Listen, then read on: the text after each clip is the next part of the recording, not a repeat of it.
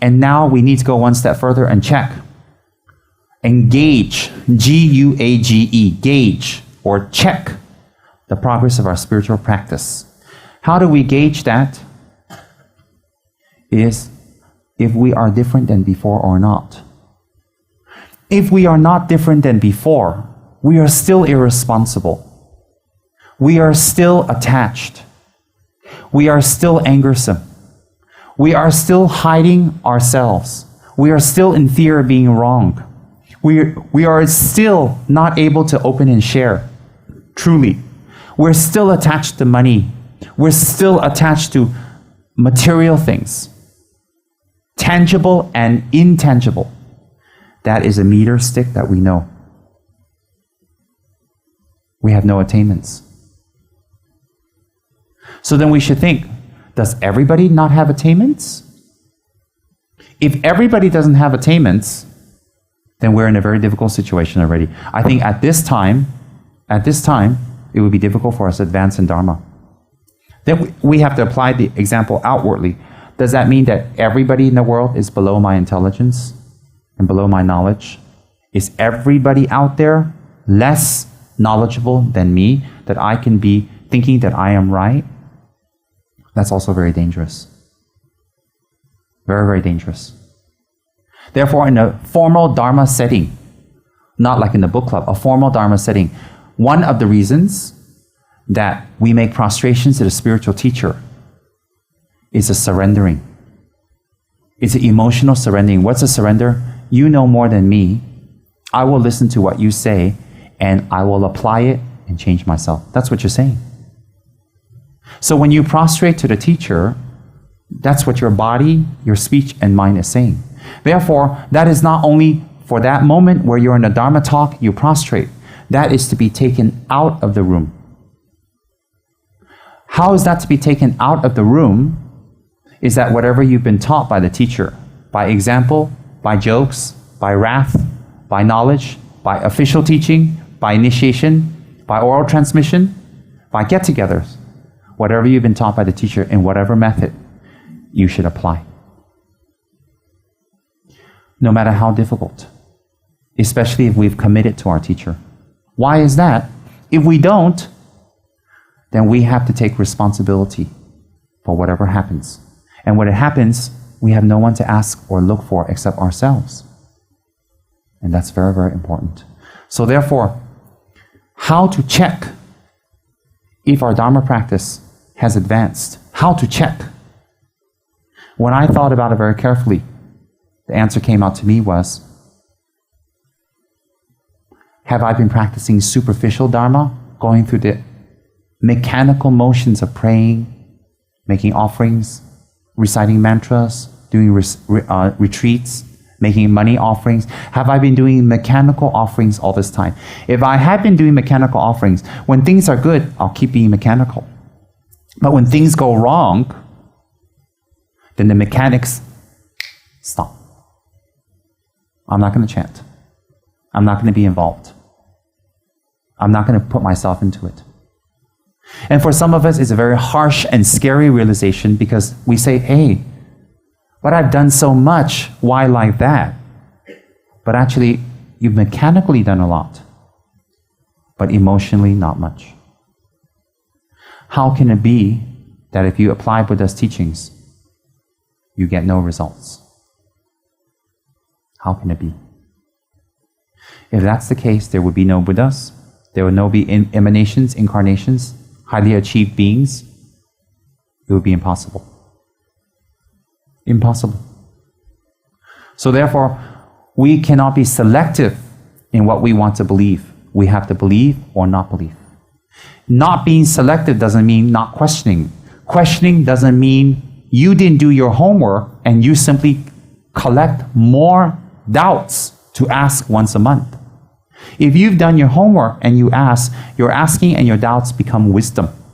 If you haven't done your homework and you just go and ask, your doubts don't become wisdom, your doubts will lead to more doubts. Why? How much can we learn in 2-3 hours in a month? How much can we apply? You need to sustain it once you leave the teaching area. You need to sustain, you need to read, you need to learn, you need to apply. When you do that, you will see you transforming. In our system of learning, we can't do it the monastic way. Definitely we cannot do the monastic way here.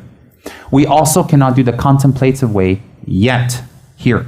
Example, last time we got together, I did a survey. How many of you like to do meditation? 30% raised their hands. So I already knew. People are afraid to be with themselves. People are afraid to shut off their senses to the outside world. People are afraid when they shut off, they miss something. But actually, you're always missing something because you're afraid. So I thought, contemplative, not ready yet. Not ready yet. So what happens is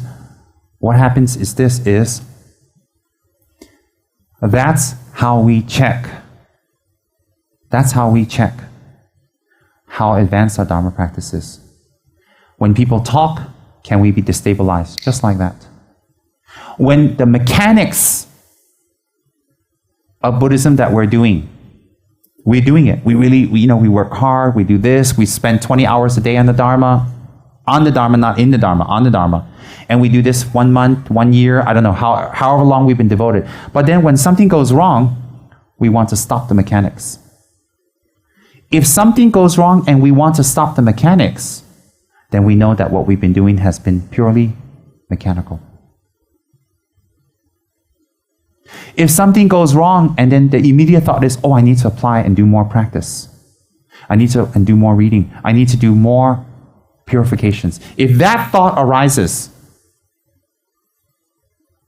then Dharma is going in. Why? When we do business and we're not making enough money, who says, hey, I'm going to give up and just sit on the streets? Immediately think, hey, I'm going to work harder. Maybe I've been only doing 8 hours a day, I'm going to do 10 hours a day. If we fail on our test, most of us will say, oh no, I've got to study harder for the next exam so I don't fail. What's the difference? So if money you don't give up, if reputation you don't give up, maybe this time when we show up at a party, we're not so recognized and people didn't take pictures of us and put us on the social pages. We say, oh no, next time I'm going to, do my hair like this or wear this tuxedo, or I'm going to really stand out so that when I go to this party, people recognize me and I look good and I get into the social pages of that magazine. Immediately the mind says, I'm going to do something to get recognized.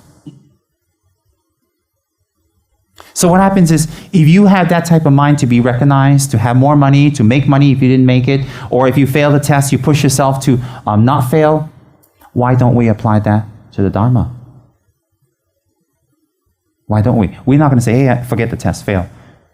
If any of our kids say, hey, I don't want to study anymore, what's our first reaction? We're not going to say to them, okay, you don't have to study.